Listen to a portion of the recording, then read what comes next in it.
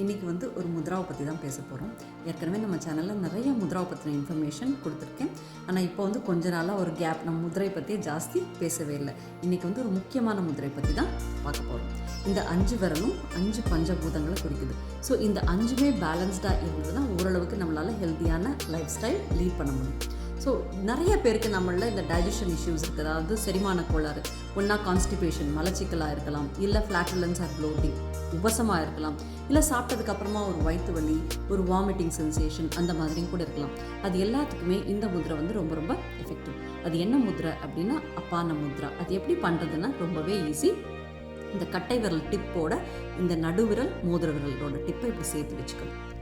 நீங்கள் இதை சாப்பிட்டதுக்கப்புறமா 10 மினிட்ஸ் இதை ட்ரை பண்ணலாம். அதாவது ஃபயர், ஆகாஷ், பிருத்வி இந்த 3 எலிமெண்ட்டையும் நம்ம பேலன்ஸ் பண்ணுறோம். இதுதான் அப்பான முத்ரா. டைஜஷனுக்கு ரொம்ப எஃபெக்டிவ். ட்ரை பண்ணி பாருங்கள்.